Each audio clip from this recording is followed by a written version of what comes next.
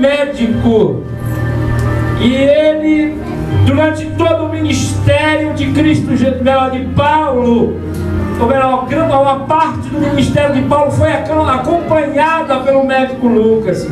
E diz a história que quando aquele jovem Eutico, chamado Eutico, era mais ou menos meia-noite, o Paulo pregando com muita unção e com muita graça. Aquele jovem estava numa janela. Em determinado momento, aquele jovem cai daquela janela e morre. E Lucas estava presenciando tudo aquilo.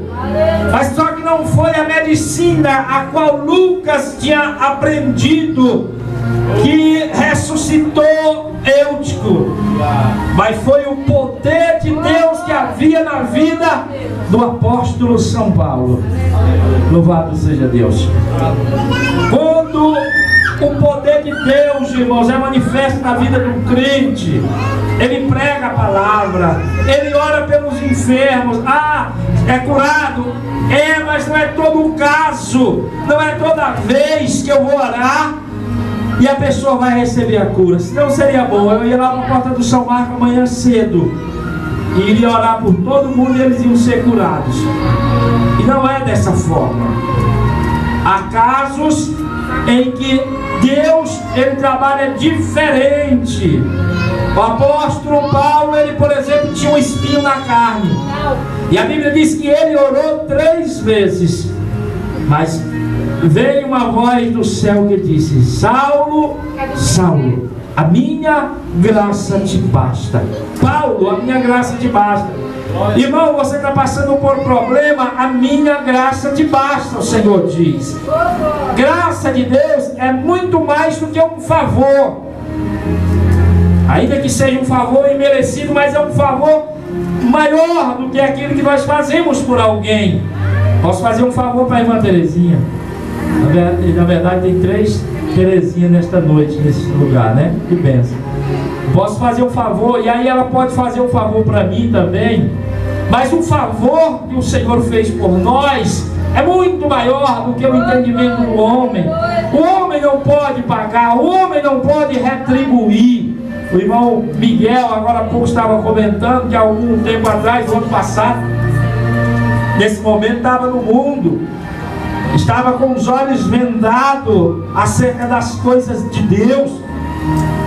E eu não sei como foi que chegou o evangelho na vida dele, mas é muito parecido como chegou na nossa vida. Quando o irmão também estava lá, lançado, eu me lembro agora da irmã Tereza, ali no parque, falando de Tereza. A irmã Tereza morreu, a irmã Tereza, né, irmão Benito? Morreu com 102 anos de idade, 104 anos de idade.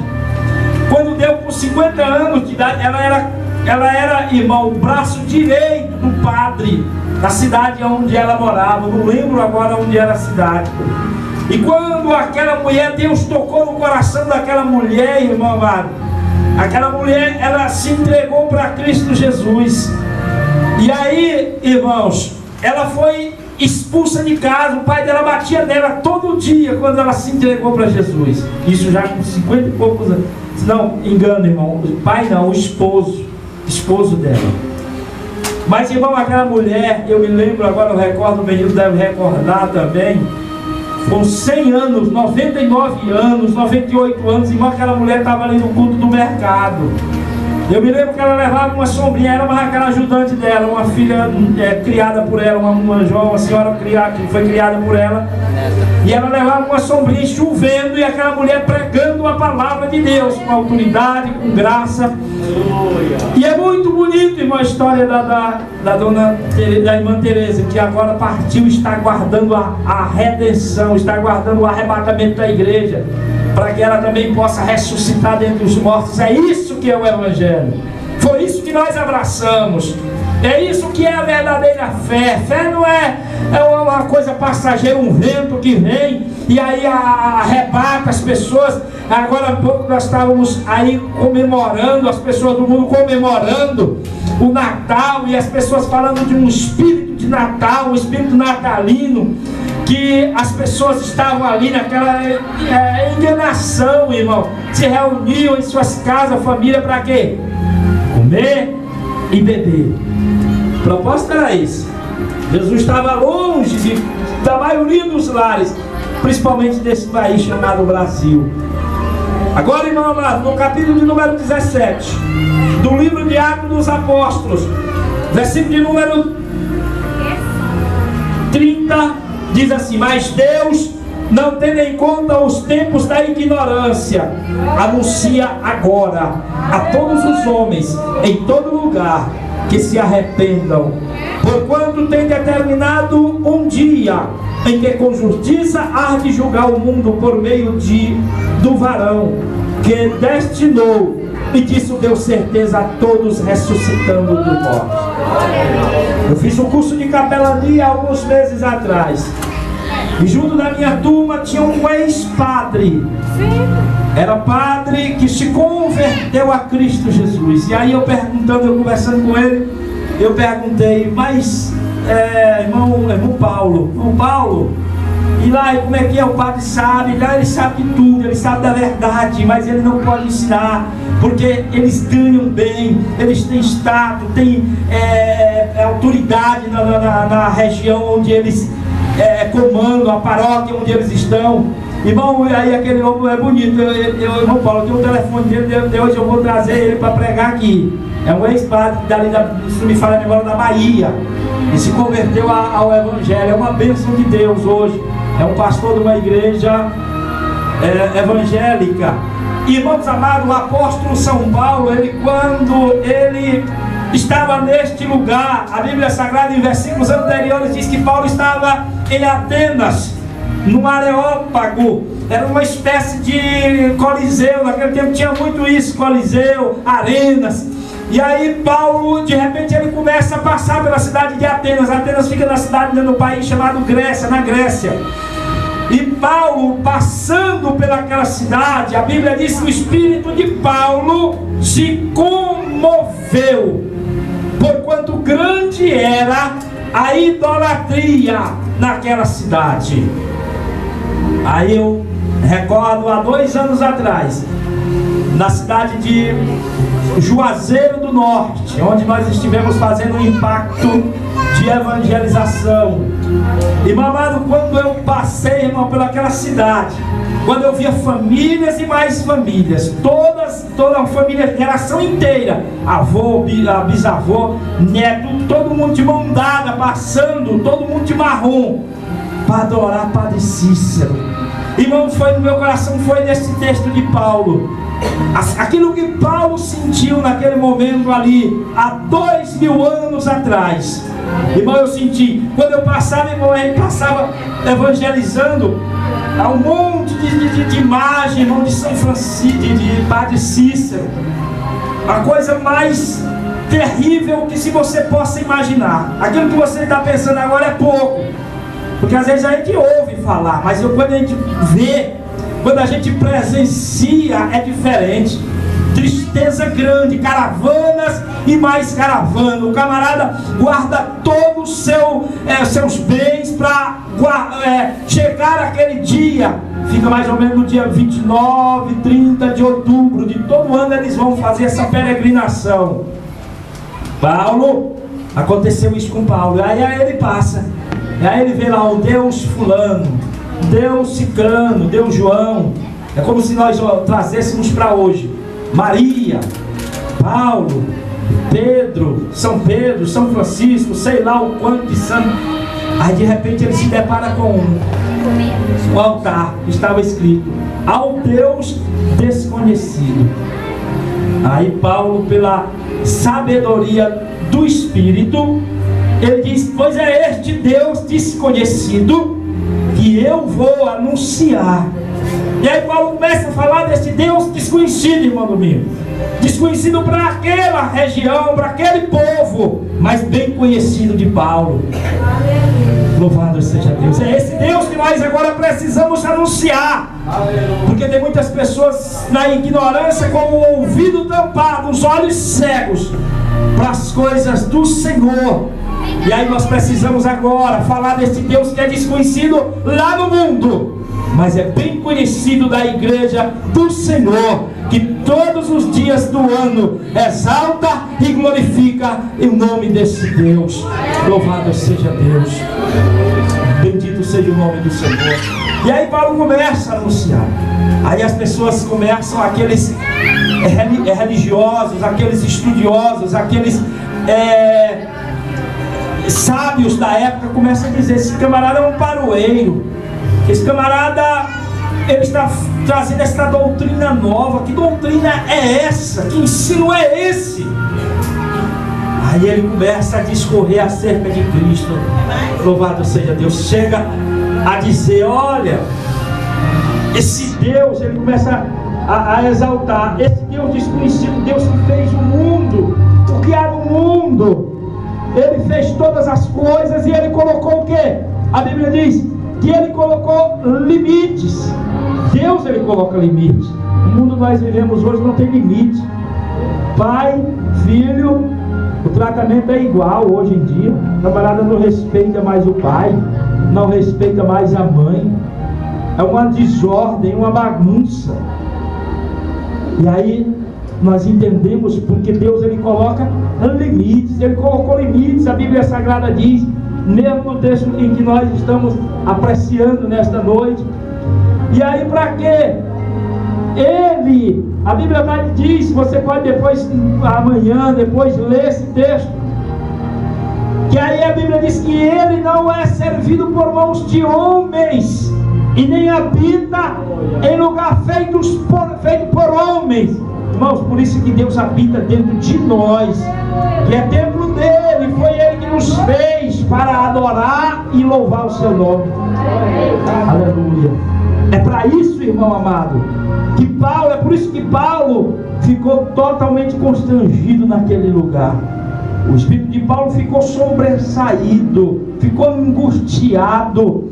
Agora o crente, aí eu olho para a palavra de Deus, o apóstolo, a carta aos Hebreus, no capítulo 12, a carta aos Romanos, que Paulo diz assim: não vos conformeis com este mundo, mas transformai-vos pela renovação. O crente não pode se conformar com as coisas deste mundo, irmão. Nós, como igreja do Deus vivo, não podemos aceitar a lei que é aplicada a nós. Nós não podemos aceitar os costumes que são aplicados a nós. Não, a igreja é diferente. A igreja foi comprada, foi lavada pelo sangue do Cordeiro de Deus. É isso, irmão. Muitas das vezes a gente vê os crentes compartilhando das mesmas coisas que o mundo. Vai pra festa ali, tem nada não, tem cerveja, tem não, bora, o que importa é curtir, vamos viver, a pessoa cafona, é tanta coisa, irmão. Não pode, tá errado. Eu não posso ir no shopping, não estou dizendo isso. Até porque Daniel, Sadraque, Mesaque e Abednego, eles estavam numa terra distante da Babilônia. E eles, por força da graça de Deus, eles resolveram e colocaram no coração não se contaminar com os manjares do reino, com o pecado que ali assolava aquela região. E a Bíblia diz que o Deus deles foi exaltado naquele momento. Irmão, é muito bonito quando a pessoa testemunha de um crente. Eu estava um dia desse ali no mercado, num culto, e chegou um irmão e falando de um determinado irmão: irmão, se existem 5 pessoas santas neste mundo, aquele fulano é uma. Eu achei bonito, porque às vezes a gente hoje está ouvindo: vai para vender para o crente, não venda não, porque compra e não paga.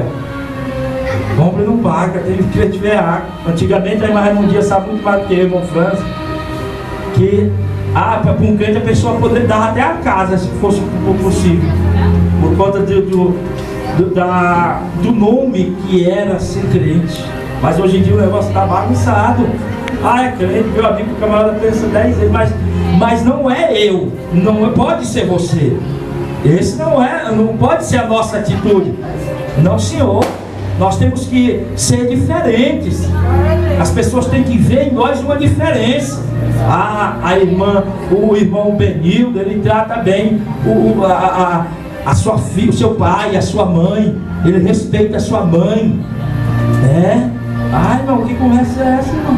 Eu vou de vez em quando ali numa casa, ali no Parque Piauí. Essa mulher tem passado por uma aflição tão grande. Não vou dizer o nome, não. Ali no Parque Piauí, ela tem filhos que estão com depressão muito grande, irmão. Olhe por ela. Basta dizer assim, aquela mulher que está sofrendo, que o Edivaldo falou. E ela tem uma da filha dela, e a pior que tem é da igreja. Crente, que ele está direto na igreja. Maltrata a mãe, é ignorante em alto grau. Rapaz, tem hora que dá vontade de dar um tapão dela, eu não falo nada, para não criar problema da irmã com ela, porque a irmã me conta tudo. E às vezes eu fico, irmão, eu me sinto mal. Eu não sei como é que a pessoa tem a cara de pau de fazer isso com uma mãe daquela idade, irmão. Uma mãe daquela idade que está sofrendo tanto, que tem um filho aí que quase se matava um dia desse. Tem outra que se separou, o genro morreu no acidente de carro há 2 anos aqui no parque, e essa filha dele ainda sofre depressão. Tem outra com uma depressão terrível. É um demônio da depressão dessa família, eu acredito. Tem outros que já ficaram loucos. Mas essa mulher é uma mulher de Deus. Mas eu fico olhando, irmão, eu digo, e ela falando, meu amor, mas eu fico assim, meu Deus, a Adriana conhece. Às vezes a gente vai lá visitar, o irmão Domingo conhece. Às vezes eu vou visitar lá o irmão Domingo. São lá de Napoleão. Irmãos, ele é triste e não pode ser, irmão. Como é que pode? Está errado. Está errado essas coisas, irmã Terezinha. Não pode. A irmã Terezinha, o irmão Domingo, quando se entregou para Jesus, foi uma decisão que a pessoa, irmão Miguel, agora é tudo novo. Eu vou lá em Passagem Franca agora, mas é falar do amor de Deus, não é mais para participar das orgias que porventura o irmão participava, ou da bebedice, ou daquilo que tenha sido. As pessoas vão ver a diferença. Não adianta que as pessoas, embora elas queiram tampar os olhos, mas elas estão vivendo, elas nos veem, nós somos luz para eles. Aquilo que nós fazemos serve de reflexão na vida deles, serve para que eles possam se aproximar de Deus ou não. Pode também nós estarmos afastando muitas pessoas de Deus por causa do nosso testemunho. Por causa do nosso testemunho.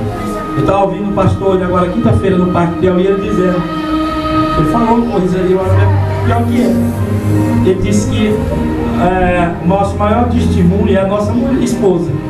Ele disse, você quer saber do marido? Vai lá na esposa. E aí a realidade né? Que é quem convive, né? Quem conhece mais o Marco, não é eu, não é a irmã Ju, é a irmã Francilene, que convive com ele. Não é isso? Irmãos amados. E agora o apóstolo Lucas, ele continua dizendo,